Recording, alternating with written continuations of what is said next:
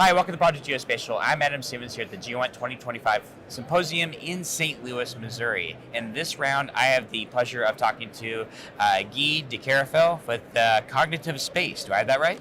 You got it. Sweet. Thank you very much for joining us, sir. And, it's been a couple of years. I know we have a quick interview with you all a number of years ago talking about who your company was.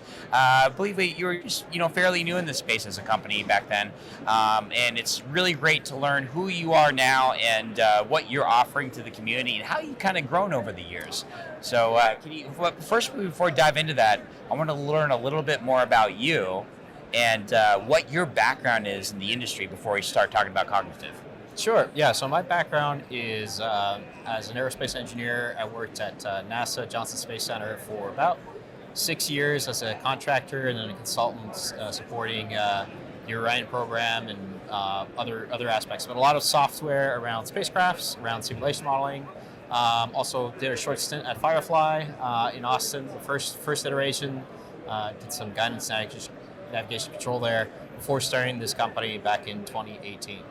Excellent. That's sounds like the perfect background to what we're about to get into. And who is Cognitive Space? So Cognitive Space is a AI software company that's really focused on how do we make the most effective use of space, leveraging assets that are being deployed for anything from collection planning to link management. And so really around efficiency and scalability and speed. Excellent.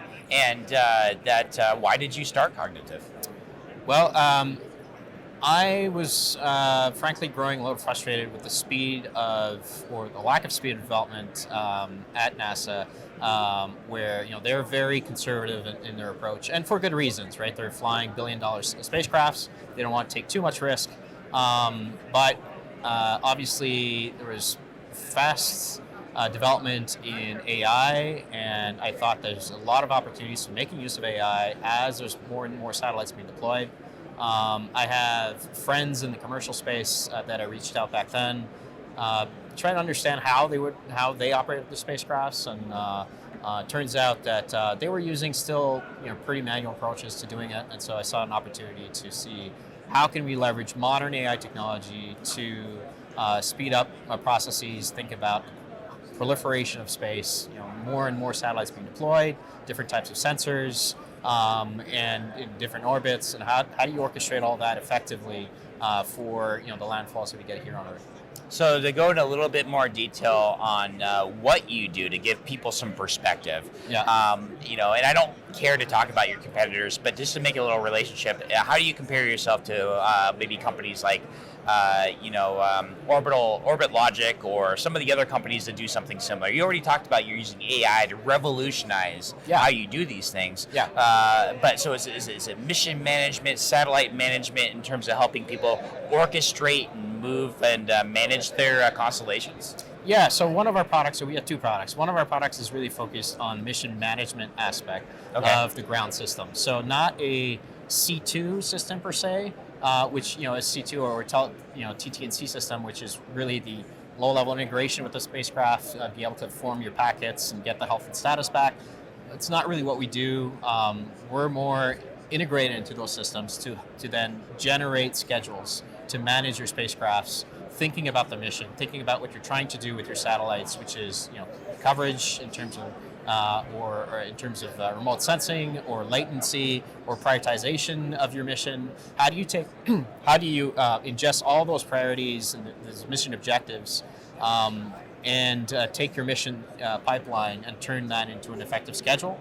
And then that schedule can then be translated to the low-level commands through an integration with a C2 system, and we're pretty agnostic. We're agnostic as far as which C2 system you want to use. We're really the mission planning tool to automate all that process, and a lot of that you don't necessarily have to have a lot of UIs and be able to see that. It's a lot of back-end systems. Although we do have a UI with rich user interface to be able to see what's going on, but really the objective, and as we're looking forward. With your thinking, we're starting to see a lot of agentic AI systems, or the integration with machine to machine. We're really that engine that can turn a mission priority into an effective task schedule for your assets. And this is the perfect conference to talk about how you can help this industry out, correct? Yeah, there's obviously a lot of interested users here that need imagery for geospatial, obviously, where they collect imagery from a lot of the different data providers that are here, and in turn, make effective use, turn that into a derived product that is actionable, right? And so, but to get to that final product, you need to be able to source that imagery effectively from the right sensor at the right time, and so there's a lot of coordination that has to be done. And so that is another product that we're working on as far as it's called Sentient Earth, which is a product around how do you aggregate that data from multiple providers, thinking about predictive analytics in terms of capacity, understanding the capacity, so that we can surface that capacity to the user, which could be an analytics firm like many that are here. So who are your primary customers? New space startups who haven't launched yet, or are current people who have current companies who have constellations in orbit, or both?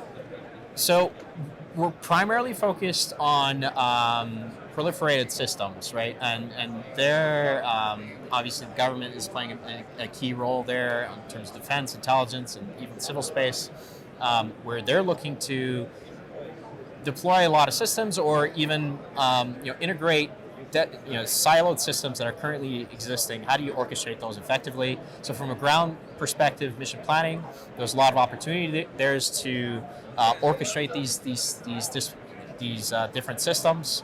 And then there's organizations that also purchase commercial. And so thinking about orchestration, not just of different types of sensors, but also different types of organizations. You have national, you have commercial, you have allied. How do you orchestrate all those systems together in order to achieve whatever the mission that you're trying to do?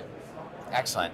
Well, as we wrap up, because we had a great conversation so far, I want to understand, is there anything you feel like this audience or the industry as a whole, anything you want them to know about you that you feel like just they should know and they don't? Yeah, we're moving fast, and we're really plugged into how the future is meant to be and how it should be. So we're really thinking ahead as far as how do we build these agentic systems, leveraging AI in a modern sense to really leverage your systems effectively, be it from geospatial or even communications. We're also heavily involved in network management, which we haven't really discussed, but thinking about how do you connect all these systems effectively, and thinking about the future where you have these systems that are really driven by your mission, by your AI, by your machine that's driving that. So how can you leverage these assets effectively to meet your mission is really what we're all about. That's awesome. Well, thank you very much for your time, sir, and talking about your company and your vast expertise, especially coming from the NASA ecosystem. I think this is great hearing about your progress, and I hope to keep up with the amazing work that you're doing in the future. Excellent. Well, I'm Adam Simmons from Project Geospatial. Thanks for watching. Thanks for listening. We'll talk to everybody next time.